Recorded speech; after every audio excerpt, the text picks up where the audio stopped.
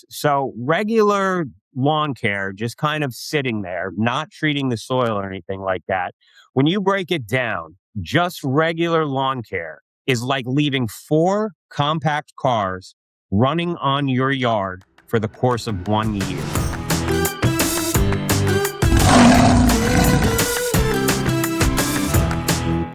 Welcome back to the Soil Talks podcast. Today, we're going to be discussing what is happening beneath the surface of your lawn.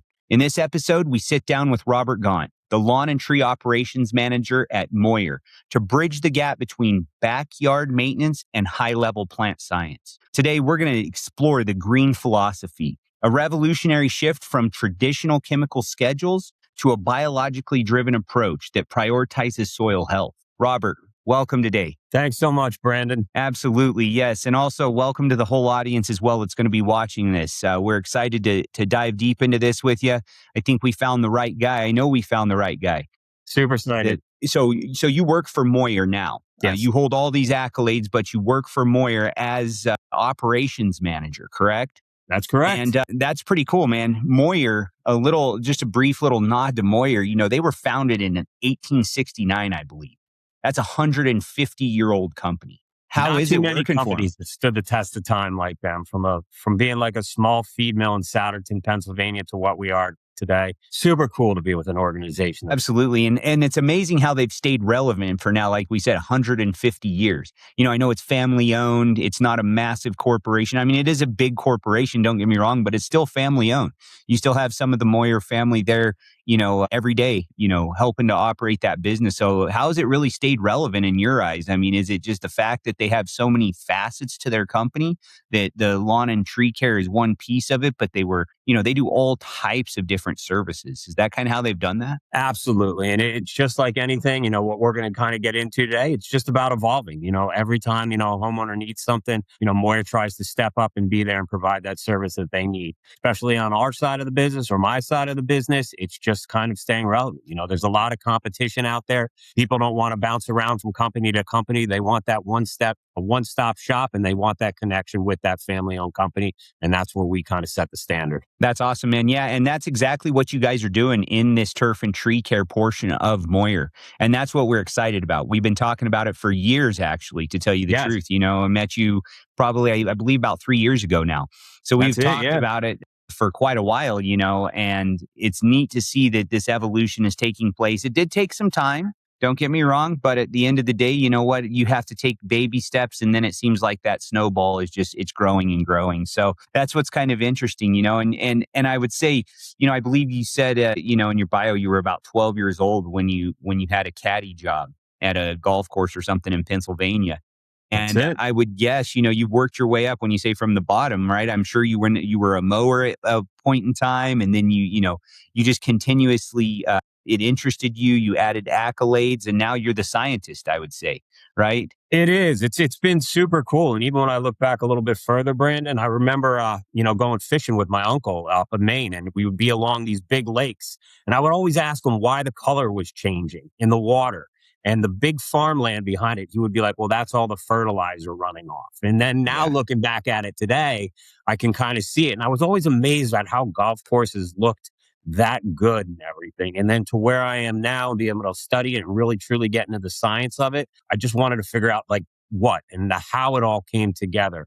And that's kind of been, like I said, since 12 years old, working on a golf course, to being a landscaper at one point in time in the summers, to where I am now, you know, being the director of lawn and tree and operations over at Moyer. It's been an exciting journey, something I'm super passionate about to this day. You know, you and I have talked many times over the last 3 years, and it's just great to start seeing it all come together. Yeah, no, that's great. That's great. And it also takes a mindset from the owner standpoint, and from, you know, because it's a hard thing to do, right? It's a hard thing just to be like, you know what, I've always done our lawn and tree care 100% chemical or whatever that looks like, right? I mean, Absolutely. Like you guys use conventional fertilizers, use conventional inputs, and then to switch that system, it's scary. But on the flip side of it, it's not. It is, you know, everybody says, oh, it's the future. Well, we're in the future now. And you guys are the leaders at changing this over, you know, especially on the scale that you're doing it at. So that's exciting to us. And Really, what drove you to pursue that master's in plant sciences then after 2 decades really in the field? It kind of actually goes back. So I was working kind of out your way for a few years for another company, and I remember sitting there and kind of looking there, and I was working in Albuquerque, New Mexico, and I'm sitting there looking around, going, "How does this all grow in this kind of climate?" And, working in Colorado Springs and out that way in Palm Desert, California, I just didn't understand it, like how these blooms would come, how this stuff would just thrive in this kind of climate. So I really started getting into like how it all works, starting to do a little research on my own, figuring it out. And as time went on, I realized that I really understood nothing. So I kind of took a step back. I found it so interesting and I wanted to find out like the why and the how it all came together, how the science worked, how the actual ecosystem worked. And my wife and I, we're big into nature. Our son's name is Silas, which means man of the woods. We love just being able to kind of take that back a little bit and just do a little bit better for the environment. That's super important to us. So finding out how it all came together, being able to really dive into being able to reduce herbicides and pesticides and find out what really makes those lawns thrive is why I decided to go after it. And I can say this, I learned more than I ever thought. And there's more to lawn care and tree care that I ever thought was imaginable. And you and I have talked, and you've taught me a lot along my way. It's not just lawn care anymore. It's really a science-backed soil that we are dealing with to get what we really need. And it's all in all, it's just better for everybody. It is, and that's the thing is it's so true. As you look at it, you really, as you start to dig into it, you realize how much you really don't know. Yes. And then and it's another rabbit hole and another rabbit hole. But the reality is the day, we stop learning is going to be the day we start dying, right? So at the end That's of the true. day, like you will learn something every single day of your life, especially when it gets into soil, because we know very little still about soil. And that, I mean, yes, we know a lot about soil, but the whole scope of it is we really don't understand the interconnections to the deepest of deep levels, which that's what excites me about being in this industry, looking at soil health, those types of these systems, like you say, being in these desert climates and these climates, like how is that growing here? Like how is it even possible? And it goes back to the Absolutely. soil. It's not the fertilizers, it's not all the other inputs. Yes, of course they have to be there. You have to have nutrition, but it's the soil health. And that's what's exciting about this. And then how would you say the industry has shifted from reactive? And I don't think it's shifted all the way. I mean, really what you guys are kind of doing is leading this charge, Rob. But how is that shifting from a reactive, like spraying for problems, to more of a proactive building soil health? I mean, there is more and more companies starting to come out and people like, hey, I want my soil to be healthy. I understand this more and more. But you guys are kind of leading this this proactive approach of let's build good, healthy soil and we don't have to have as much reaction. So is it starting to shift? Are you seeing that in the industry? Slowly but surely, especially out this way. And it really is about changing that mindset. I think the way that it had always been for years is we treat a symptom. We think more is better when we put it down. Grass goes brown, we hit it with more nitrogen. It browns out again in the summer, we hit it more nitrogen. And it really comes down to people and the education and understanding that it's more about sustainability than it is for solving that one problem that really isn't actually handling the root of it, for lack of a better phrase. It Sure. really does start beneath us and then it goes. And then when people start to understand the concept of reducing herbicides and pesticides and by up to 75%, and the biggest thing that I see is people start to care about their families, their pets, their kids. And when they understand how much better this is, not only for us, but for the environment, that's where that shift. But it has been very slow. I think a lot of, people aren't being so progressive when it comes to doing this because it is change. It's scary, like you said, It is. making that big change when we've been doing this for 50 years and this is just starting to catch on. But all in all, I mean, the reactions that I get, talking to hundreds and hundreds of people, it really is the future of where we're going. And when you kind of lay that out in front of everybody and let them understand that, yes, it does take time. It's not a magic wand. It never will be. But all in all, this is the end result. And ultimately, from what I see, it's 1,000 times better. Absolutely, and that's what we see as well, through people that we deal with all the time, whether they're homeowners or companies, whatever it looks like. The biggest thing I can say is your customers are going to be happy. the neighbors are going to be green with envy, right? And you're not, I mean, at Absolutely. a certain time, and it does take some time to switch over, a lawn from being completely conventional over to organic or biologically focused and build the soil health. But when that shift does occur and that does happen, what's amazing about it, if you ask me, is the simple fact that that lawn has resilience. Right. Next thing we're going to have drought periods. We're going to have all these different things happening in the climates, and the lawns will still stay green, and we're using less and less inputs, which is an amazing thing. So that's really cool. And it's funny too, because one thing I always mention is it's like people really care about, and you mentioned a few things, right? Their pets, their kids. And what's amazing, especially with you being a new dad, that we were talking about, that's really awesome. Congrats on that. But Thanks. thing is a lot of these people that have pets, they usually call us and they say, hey, you know what? I'm worried about my pets being on the lawn. And you can hear the kids screaming in the background. And it's like, oh man, like let's look at this a little different. Like you have kids as well. You know what Sure. I mean? So like let's look at the kids, and yes, the pets are important too. Don't get me wrong. But boy, I tell you, it's interesting sometimes some of the stuff we hear, and people are really focused on it, especially people that do own pets, which we'll get into a little bit. You've seen the turf and landscape industry, I guess, Robert, change over, 25 years. Yes. What's the biggest misconception homeowners still have about the soil today, would you say? That is just dirt. That's probably the best way that I explain it, that the soil is just dirt. They don't understand that. We go there and you see companies, especially out our way, like Mr. Molt, where you get this. And then when you kind of are able to transition, I think I actually read this on something with you. What is dirt and what is actual topsoil?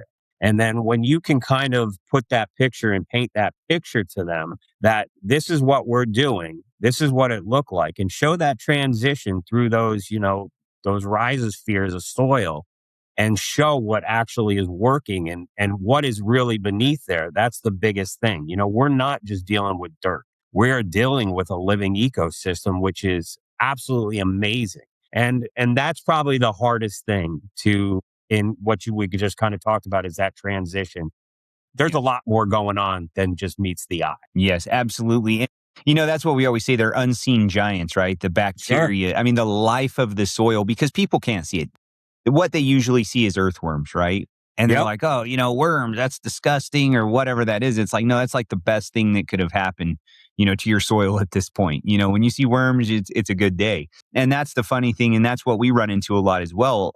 And that's, I think, the way people have been trained, right, over decades of time, of the simple fact that it's just an inert thing that holds roots in it that grows, whether it's a tree or your turf or whatever that is, that it's just inert. And the reality is when you get a soil, and like you said earlier, the grass browns out or whatever that looks like, and they just dump more synthetic fertilizer, nitrogen on it or whatever that looks like. At a certain point in time, it does become inert, and it is dirt, right? It's just all it Yes. is basically just a pot that's sitting there that has no life in it, that's dead, that the only way that grass is being fed, or the tree or whatever, or the bush, whatever you're talking about in landscape, is a simple fact is when I come and feed it what it needs, right? And Yes. that's Absolutely. definitely not sustainable, and we see the same thing. But people are wisening up as well. They're starting to realize, man, there is life there, and when you start telling people, well, there's bacteria all over your body, that kind of the same principle as what's in your soil. It's Sure. like, gut microbes. We start talking about those things, and it's easy for people to start to relate to those things. So that's cool. Yeah. And I would agree with you. That's the biggest misconception. It's just dirt, right? It's Yeah, just, I and don't. color is health, not all the time. It's really like you just mentioned, more green it up, and that color is definitely not going to make sure that it's the most healthy thing there. But yeah, definitely a tough objection to overcome, especially with this newer science. Absolutely. It's funny. We did a podcast not too long ago with a company that has a tool that it's in ag right now, but it scans actually leaves. It's this camera that you literally can put on the leaves, and you can see deficiencies in that plant Wow. through its lens technology, where you can actually see, it's 13 different macro and micronutrients, and you can correct things. And we were talking during that podcast, and it was interesting because he's like, we can sometimes scan a leaf and it looks perfect, but when you actually get into that corn plant, whatever it is, there's all kinds of deficiencies. The field looks okay, but there's deficiencies like you never imagined. So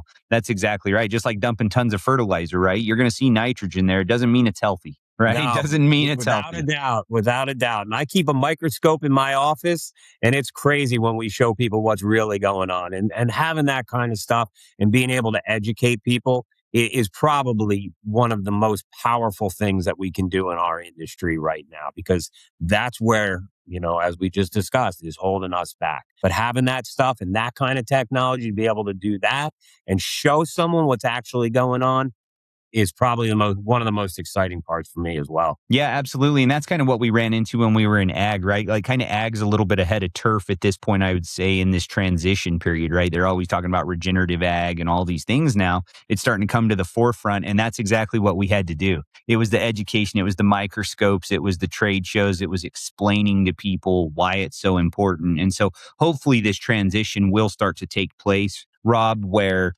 they understand where their food's come from. It's like, it's the same principle in your turf. Like you're not eating Yep. your grass. You know what I mean? You're not eating your grass, but it's the same principle as your regenerative ag. So that's cool, man. When we get into this next section section of this is it's really about sustainability and the environmental impact in 2026, and there's a part in here where your mantra of using nature's cues to guide treatments, right? You're using nature's cues at the end of the day, right? So are you looking at the soil? What are you doing exactly to make those, the difference, I guess? Like what do you take on that? So, kind of the way that I look at it is, nature guides the rhythm in everything that we do. And, we fine tune the care for the lawn or the trees or the shrubs or whatever it has. And looking at it is, I think we've become so accustomed to just looking at a date on the calendar as to what we need to do, when we need to do it, when that's really not even close to what needs to be done. And Sure. truly talking about like that environmental sustainability is we need to watch what's going on outside the window.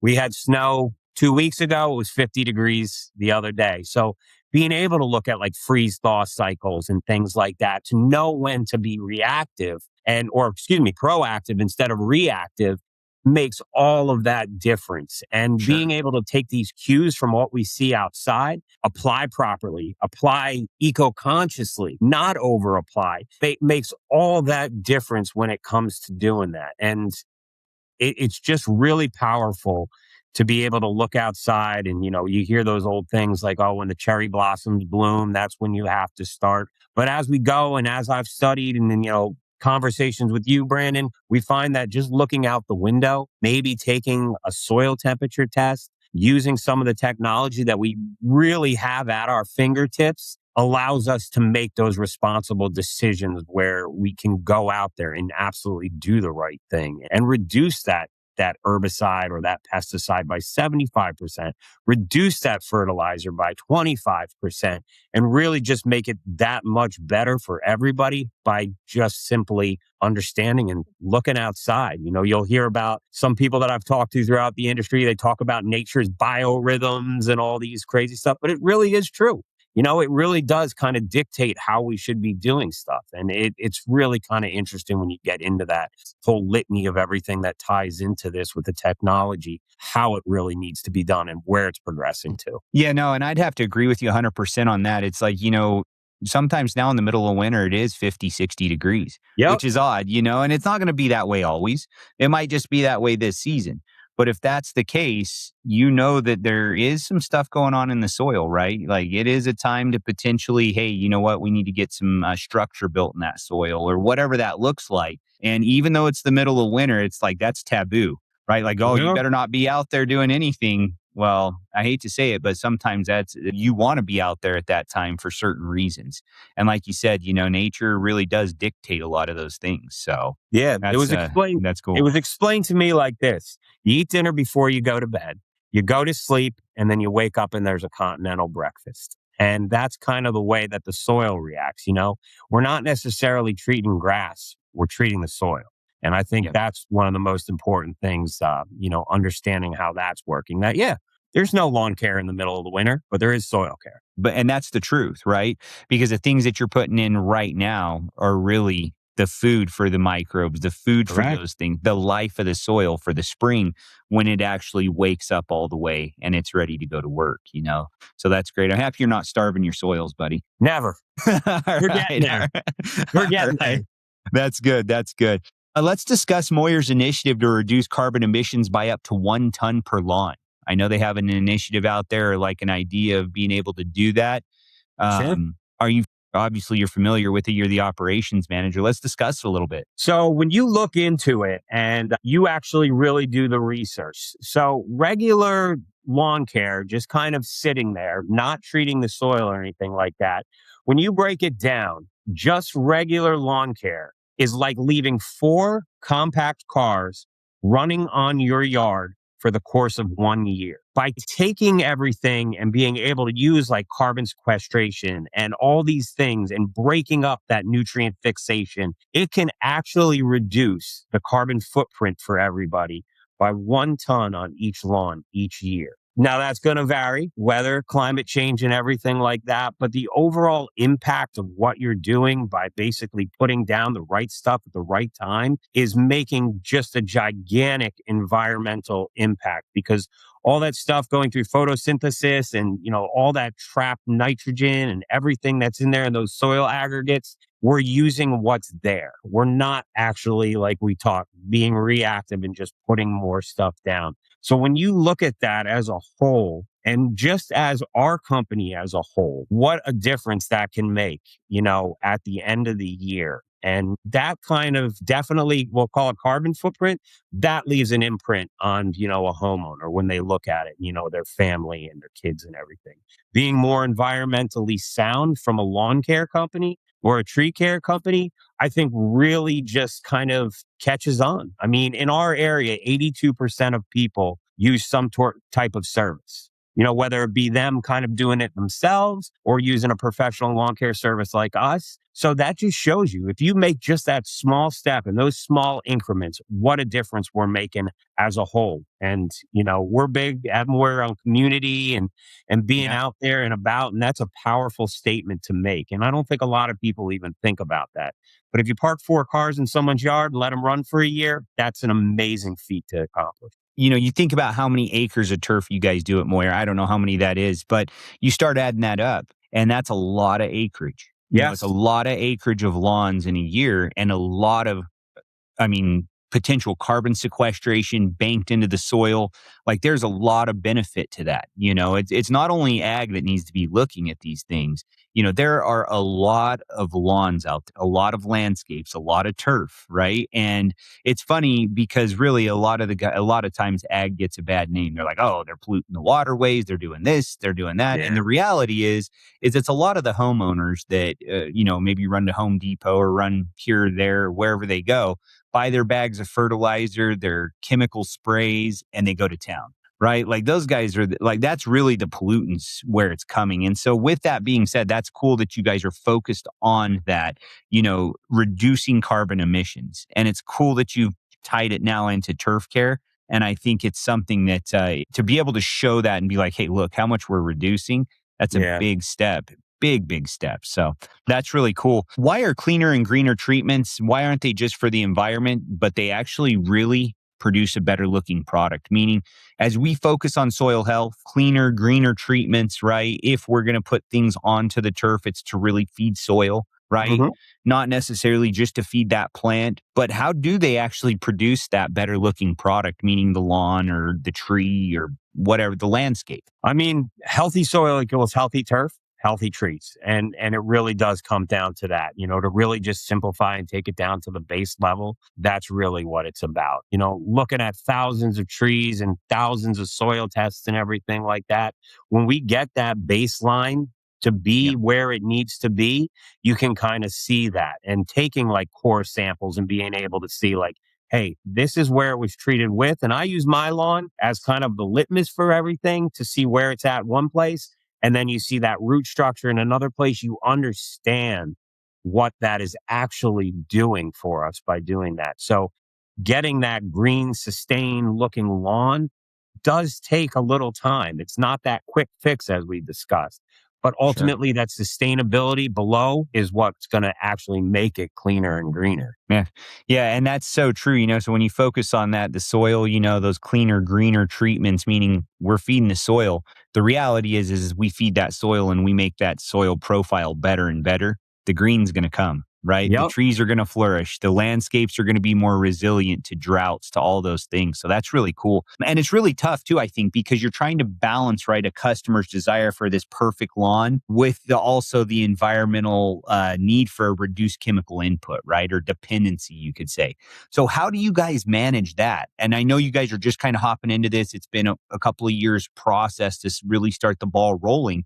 But how do you guys manage that? Is it kind of tough to manage that, like, customers expect just this, golf course lawn, but maybe there is a transition period, How do you guys deal with that? Definitely a transition period. And, talking with the owners of Moyer, who I know you've met as well, it really is all about explaining to them. And people really do understand that there is no magic lawn. It's not going to be Harry Potter lawn care and everything like that. It's about taking that time and, as you just mentioned, building that soil profile to the point where ultimately it's going to stay greener longer. As I just mentioned, I use my lawn. If you looked out the window right now, my lawn's bright green and my neighbors are a completely different color. And towards the end of the year, yeah, absolutely, I do treat weeds and everything like that. But that visual aspect, I think, is how we kind of make them believers, by taking those lawns and having that baseline and saying, hey, this is a lawn done by Moyer. This is a lawn done by, X and X, Y, and Z. And that really is it. I mean, all in all, we're in the visual industry. And That's when it. we can get to that point where that's all we really need to do is look out the window, that's kind of how you set that tone. But it does take time. It definitely was not an easy transition by any means. Well, and I look at it this way. Look how long it's taken us to destroy the soils. It's Sure. taken us a lot of decades, right? Like, to actually break them down, to destroy them, to do those things. It's not like all of a sudden we're going to wake up tomorrow, like you said, it's, the Harry Potter lawn with the wand and bam, and it's green. I mean, that'd be great if we could. And you can do that with some of these products, but Yeah. it takes a very large budget. And most people just, they just can't quite swing it. And there still is some transition there.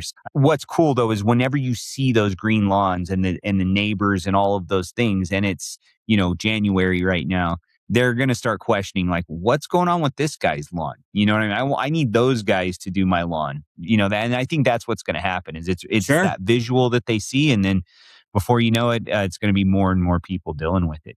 So we have the soil taken care of. You're in these transition periods. You guys are trying to move away from chemicals more and more, really focus on soil health, building structure, life, energy of soil. So you have healthy landscapes. Are you guys actually integrating any other type of technology at this point, like precision tech? It's a big in ag right now, obviously, but in the turf side of it, the role of AI and data in site-based safety checks and treatment planning. Are you guys utilizing any of that stuff now, or is it starting to come forth in the industry? It's starting to come forth in the industry to that level, not just yet. I mean, we use a lot of technology and data points and everything like that as far as tracking soil temperature. To that level, we haven't gotten there yet. Probably in the near future, because you can see that with AI and everything kind of transitioning. I mean, you can now. I mean, I've tried it. I'm sure everybody's tried it. You could take a picture of a grass blade, drop it in as a pic, drop it into the chat GPT and find out exactly what's going on. So to that level, to answer your question, Brandon, no, not yet, but we are starting to integrate it by using tools like, real-time data tracking of soil temperatures, real-time data tracking of fungus, crabgrass germination, and all those things. And that really helps us set the tone for, do we really need to do this now? Again, Yes. right time, right place, right product. Yep, absolutely. Right rate, all those Yep. things, right? The 4 R's, buddy. The four You R's, got it. right? That's right. That's right. No, that's cool. And I'm sure it's going to come, to tell you the truth. It's going to continuously integrate more and more where that technology, maybe it's the soil test you guys pull, because I know you guys do soil testing. There's Yeah, certain absolutely. things you guys do. And as you dump all that data in, you're going to be able to see as you build those data sets up and all of those things. I mean, algorithms, machine learning, all those things will take place, and it will start to speed up, I'm sure, in the turf and landscape industry. You'll be able to make even more pinpoint decisions on those, the rates, what products, what needs to be put to feed the soil now. But the hope Absolutely. is, and the reality is you get to that point where you turn them into almost regenerative lawns. And it's hard to do that without, obviously, I joke around about it a lot in ag. You have to have cattle, right? And you're not going to have people out there with cattle in their lawn, right? Yes. Because you have to somehow recycle it. But at the end of the day, that's kind of the goal, is to move more towards that regenerative principle where the lawns really start to just take care of themselves, meaning soil takes care of itself, which then, takes care of the lawn and the landscapes and all those things. So Yeah. that's cool. Funny you said that. I actually read an article the other day. It was called Sheep, Solar, and Soil, talking about regenerative farming with solar plants. Yeah. It's a big deal, man. And that's It what they is. all are, right? You look at Yeah, they're all solar panels, right? We joke about it a lot, and it's like, man, how many horsepower does a, acre of ground exactly. have? How much solar energy is there out there? It's the only free form of energy at this point still, Without a right? doubt. There's no taxes on it yet. There's nothing like that. I probably shouldn't say anything too loud, but, All good. as we look at the climate adaptability, with what you're dealing with, where you're at you guys are out in Pennsylvania. Yes. Is there certain trees and turf that can survive better in these unpredictable weather patterns? I mean, really, it's happened in the past, like I would say probably 5 years to 10 years. 10 years is Yeah. kind of stretching it, but really 5 years since 2020, something like that, where really weather patterns are changing crazy. Are there certain trees, or how do you guys select certain trees and turf that really actually does better? Or is it kind of still the standard? It's just now, guess what? We're focused on the soil, which will then help those trees and turf adapt That's to a those changes. fantastic question. So I actually wrote my senior thesis on climate change and turf grass management, and There you you go. find that even around this area, we have a bunch of golf courses and things like that. In the past, they would always done the roughs with ryegrass or bluegrass. It doesn't survive anymore out here. Summers get too hot; it becomes just drought stress the whole time. So they've switched to these different types of red fescues and turf type tall fescues to be able to do that.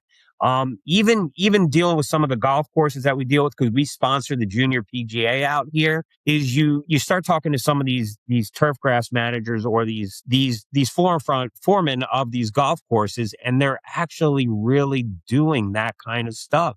They're doing like these micro fertilizers to be able to do that and putting these different types of wetting agents and everything, which is great because they're more natural when it comes to really doing that. But you absolutely are start seeing it like trees in this area. People would plant different types of arborvitaes. And I remember out that way, the pinyon pines and everything like Yeah. that is they don't survive here, and it's just they're dying off, which makes them come stressed in the summer, which makes them more prone to different types of funguses and different types of insects. So, I mean, weather is just absolutely ravaging it, and that really is what it comes. As we talk about, that roots down here, it's be able to retain more water by keeping that soil healthy, as opposed to just here where we're treating that symptom. Yeah, when you actually get those, say, rain events or the moisture coming through, you actually can keep it in that soil profile with the extra organic matter and carbon and all that there. No, that's really cool. And it's funny, we actually have a turf mix where it does have like a creeping red fescue, a hard red fescue, a Pippolina micro clover. It's I love big. that And there's a lot of people that don't like it. They think clover and they're like, spray it out of my lawn right now. It's a weed. all And day my long. wife, my wife was the same way. Like she about strangled me when I said we're going to interseed this into our lawn. But the reality of the matter is it does help with those drought periods, with the droughts that we're starting to see and less water and those things. So that's interesting that you say that. Are you guys starting to run into anything? I like to call it barkitecture, right? Like we were talking about animals, right? Yes. And functional yards. Are you guys starting to see that, there's a trend of designing landscapes for pets and 360 a year usability? Or like, obviously for kids, right? It's like you want the play place, you want the nice grass without the clover because there's bees out there. And for some pet owners too, right? They're just like, oh, we don't want that because there's bees and my dog eats them and they get stung and all that. But are you guys seeing that out your way where people are like, hey, I want to design my my landscape to be able to be pet friendly or anything like that? Without a doubt. It definitely is here already. So we have two dogs. We have an Akita, which is 105 pounds, and a Cavapoo. And when we take them out, we have this dog park that's right down the road. The whole thing is designed for the comfort of the dogs, with having different types of fake architecture, like little running things that go through filters and different types of trees where if they go through certain things. So it absolutely is. I mean, we all know pets are part of the family. Yeah. I mean, nowadays, that's probably one of the biggest things. And to be honest, you see those different types, even just get back to the turf grass. That's what people want. They want that healthy space to bring their dog, to be able to bring their pets and everything like that. And Sure. we are absolutely without a doubt seeing that in this area. Yeah, no, that's cool. Yeah, and out here in Colorado where we're at, it's the same thing, right? Pets are a big deal. Yeah, and they're Sure. everywhere, don't get me wrong, but Coloradans love their dogs, right? It's the mountains, Absolutely. it's, hanging out. And so no, that's really cool. So I guess the next thing is like with the prosumer mindset on the rise, how are smart irrigation? Are you guys dealing with smart irrigation and AI guided tools or anything like that, like in the irrigation side? Is that changing the way that your team operates at all? You said you're not really integrating it yet, but you see it coming. Are you starting to see that kind of stuff in irrigation? We are. I don't see it too much. It's definitely newer out this way, having those smart sensors and those soil sensors to be able to detect those moisture levels. To be honest, yeah, it's not out this way. I have seen it. Some of the companies, the larger ones are starting to do it, but it's definitely a little bit more of a niche service out this way as of. Absolutely. I bet you're going to see it more and more, right? As water becomes more scarce. We're out here, we're horrible this year. Like we don't have any moisture at all, really. I think we've had one little snowstorm that's come through that dropped, or a couple. We had one right after Thanksgiving last year, and then we've had another one. But otherwise, like this weekend, I'll be hooking up the hose and watering my lawn. And, and it's January in Colorado. So And we're getting a snowstorm. let's look at Moyer now a little bit more. Moyer prioritizes, I would say, certifications, higher learning for their technicians, things like that. And you guys are going to have to do that more and more as you integrate these systems in. Why are you guys doing that, would you say? Is it just to get your guys' techs and the people that are going to be out on these lawns and in these landscapes educated so then you can educate the consumer? Or what is that exactly? Because I know they do prioritize certifications, higher learning.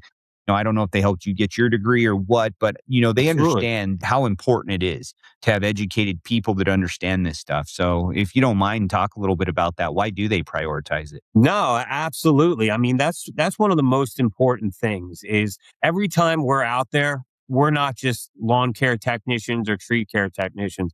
We're an expert every time we're out there. And I think the biggest thing and what this industry has lost touch with is our customers are the most important thing. Our community is the most important thing. We can just answer those questions and have that knowledge and explain what goes on right there. And that all comes from that. And that gives you as a company, as an industry, it gives us all credibility, which is huge. I mean, all in all, yes, we still do go out there. We spray weeds and everything to know what we're really doing when we're out there at every touch point along the way. It is something that I think we lost, and Moyer absolutely does prioritize that. I'm lucky enough to kind of be the trainer, the educator. I'm also the trainer and the educator for the New Jersey Turfgrass Association. So I get to watch this and actually, watch some of these people grow and watch some of the, the lawn care or the senior technicians grow. And that all comes from, us being able to provide them with the certifications. And you know what? They get excited about it. And to watch everybody get excited about it, even makes it that much better. Absolutely. And that education is an important part, just like I had mentioned to you before, like with what we have with the biological beyond organic, the fundamentals course, teaching people the fundamentals of soil health, how to build soil, how to do that. It really starts there. And I think that's great that Moyer does really prioritize that for, their technicians, for their employees. And then not only that, but for the community.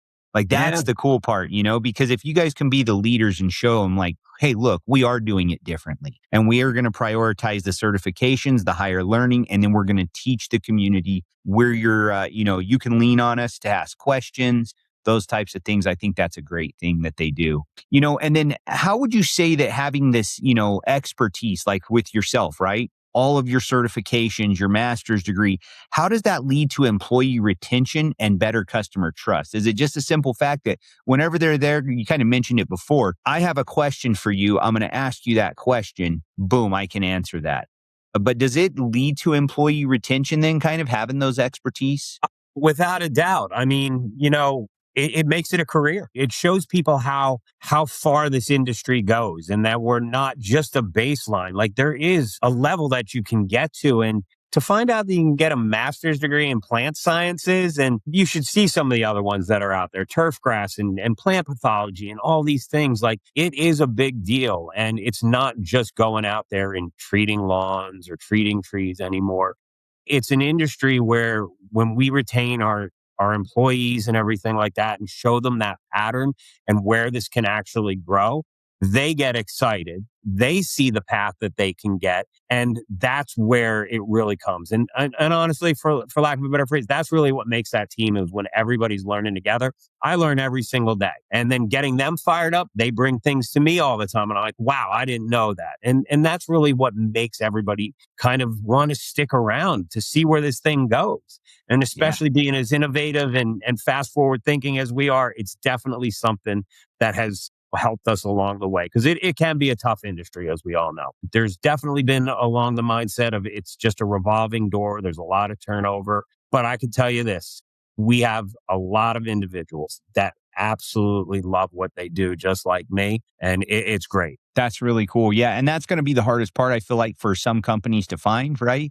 Because a Yeah. lot of those like spray techs guys that, that go out on the lawns, like that's usually just what it was. They were Yeah. happy to take their, or at least around here, we have some companies that it's like, here's your job attached unemployment at the end of the year. I'll come back and I'll spray again. You know what I Yeah. mean? And I'll do the same thing over. And it's just, they look at it more as just a cookie cutter approach, whereas it's cool to see, as you build those expertise in each individual, like you said, it's a career. It's It not is. just like, hey, I'm going to show up, and spray again today. It's like you're learning something more, which is cool. And then any advice you can give maybe for young professionals, entering the green industry today. And when I say green industry, more so for the turf care, right? You've been like 25 years of time in, you've seen it all, or a lot, Sure. right? Quite a bit. So at the end of the day, is there something that you can maybe put out there that if there is a young kid or a young professional that's wanting to get into this, give them a little advice if you could? Sky's the limit, and embrace the science. I think that's the thing that's really making this industry evolve as fast as it is being able to get in there and understanding how this all works. And don't just stop at one point. You can do the lawn, you can do the trees. That's why I got the arborist and the plant science. And there really is just so many avenues that we can get into. Unfortunately, I didn't learn that a little bit later in life, but it's actually been one of the most exciting things, especially for someone just getting in here, is knowing that there is so much out there that this industry has to offer. If the lawn care is not your thing, as you mentioned, you can go into ag sciences and things like that. So embrace the science would be my recommendation. Yeah, and that kind of goes back to that soil first revolution, right? So, Yeah. and I'll let you talk about it a little bit, but why is healthy soil? Why is it the future of lawn and tree care, would you say? Because that's really what we need to do. And even for the first part, I get so passionate about this, Brandon, is that you really do see what we're doing out there on a day-to-day basis. Like, when you put your shoe on the morning, there's 1,800 chemicals in that shoe, and we don't even think twice about it. But when we see what we can do to the lawn just to be able to do that, or to the trees, it really does. It really is a revolution. And it's funny, because you being all the way out there, me being all the way over here, that's one thing that drew me, is I saw your philosophies and I saw the way that you were going after this. And I was just like, wow, that is super interesting. And then again, you and I have been talking for about 3 years. So just being able to kind of define that and get into that and just change this whole thing, it really is just super exciting to see. And it's making its way from the West Coast to the East Coast. And, hopefully we start going north and south and we really start to see that change. Absolutely. And when we were getting into it back in 2008, we were in the center of the country and people thought we were absolutely crazy. And we're like, Absolutely. no, it's all about soil. It's all about soil. And they're like, I really, really truthfully believe they thought we'd just go away at some point, right? Yep. But I'm like, no, you know what? There's more to this. People need to learn this. And so it's great to see that, that it has made it. You say from the west to the east. I don't know if that's true. I kind of see it from the east and the west, and then it moves inland. It's kind of crazy, but I'm sure for you, you're like, man, it started in the west, it's moving to the east. Yeah. But, we always get it last, right? We're in the middle of the country, and everybody's like, well, I don't have to worry about, half the stuff that the guys on the West Coast or the East Coast worry about. Why do I need to worry about my soil? But, it's funny. But yeah, no, I agree. I think it's healthy soil is the future. It's the future of everything, whether it's food security, or, I mean, you name it.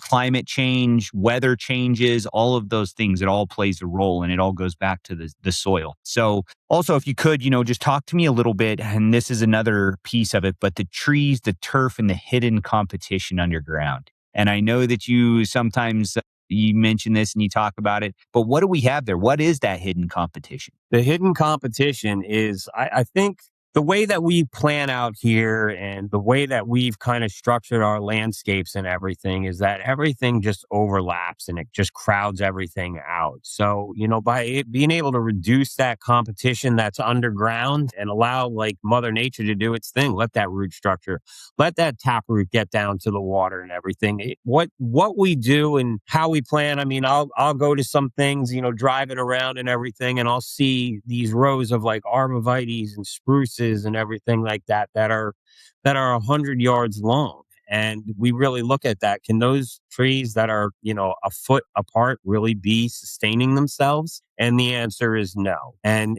being able to do that and explain kind of, spacing and soil and all these different things, and making these little ecosystems, and not planting the same tree on everybody's property, because that what happens is one gets a disease, they all get a disease. It really is just kind of showing people how to reduce that competition, use what you have there by kind of making everything biodiverse, using different things that aren't going to be in competition with each other. And ultimately, having it and doing the right thing is going to make the landscape thrive on any level. Sure, absolutely. And I'm sure, and this is more of like your arborist angle, I would say, but, since you're an ISA certified arborist, have you heard about the pocket forest trend that people are doing? I don't know if you've heard about it out there. It's big in Colorado.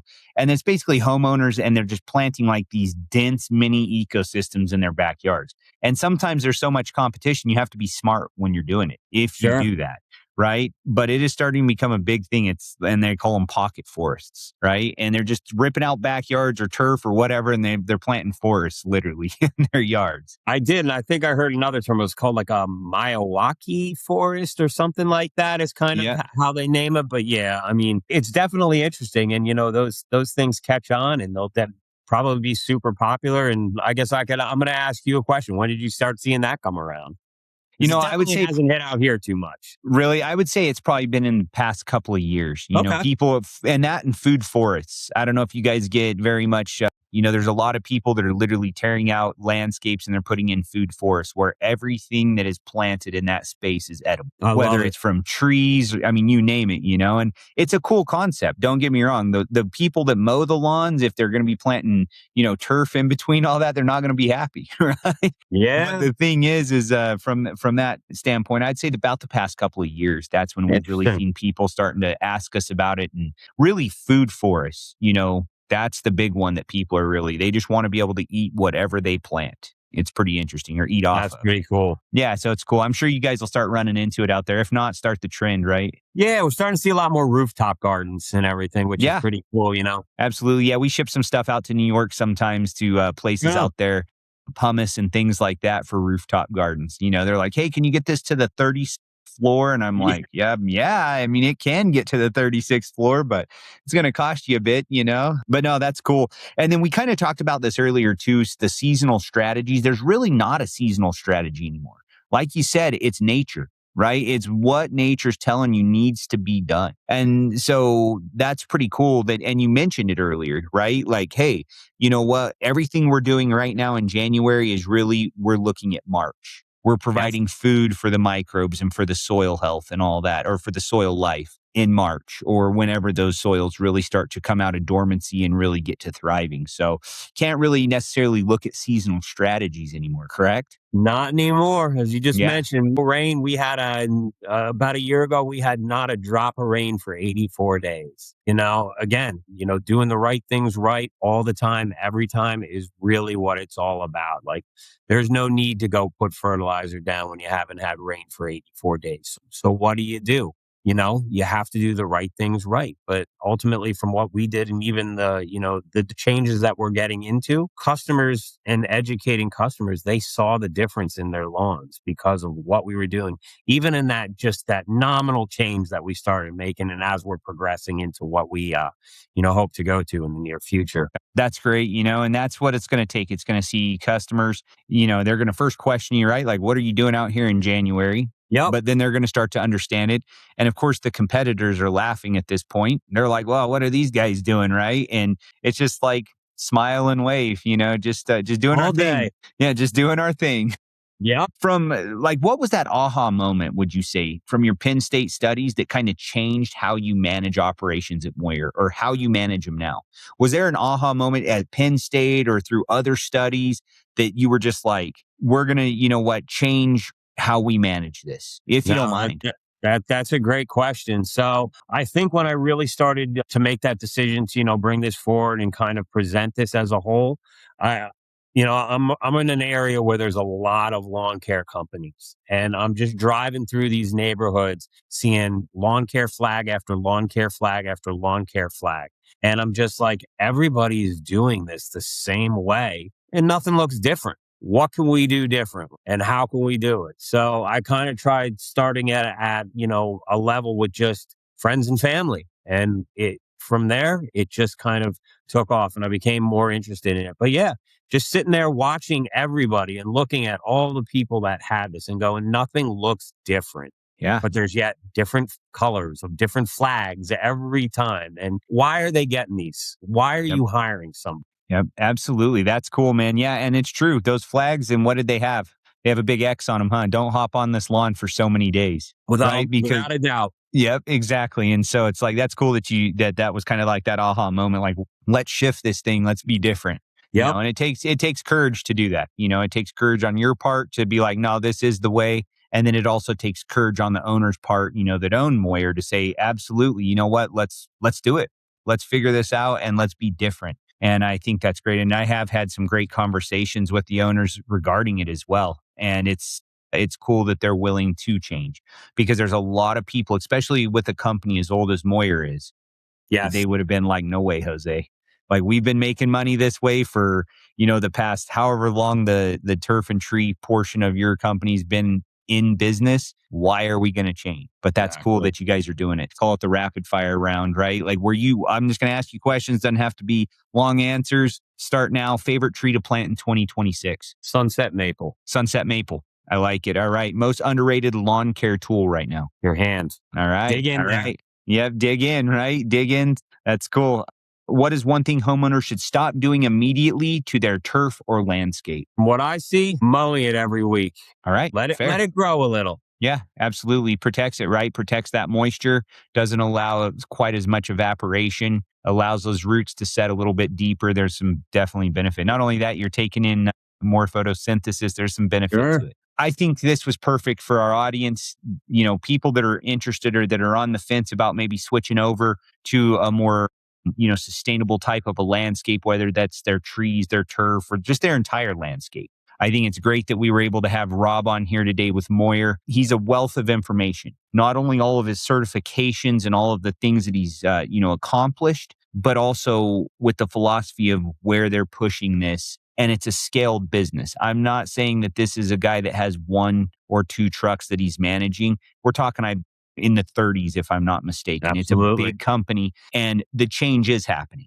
And that's the biggest thing we want our viewers, our listeners, anybody that sees this to realize, is that change is happening. It's being done on scale. It's being done in turf, in a city, and it's happening. And so, it's just, it's great to have you on, Rob. I definitely appreciate all of our, listeners staying to the end. If you're listening to this on Apple Podcast or Spotify, if you give it a 5-star review, the Soil Talks podcast, I'd appreciate it. If you have any questions, anything like that, where can they find you at, Rob? Perfect. Again, thanks a lot. If you would definitely subscribe to our YouTube channel, this will be on YouTube. Follow the podcast, like the podcast. We'd appreciate that. And again, we look forward, Rob, to having you on the program again, Soil Talks podcast, to talk more about the landscapes, turf, tree care, all of those things. We definitely appreciate your expertise and your time today, Rob. Yeah, you have a great day. Thank you.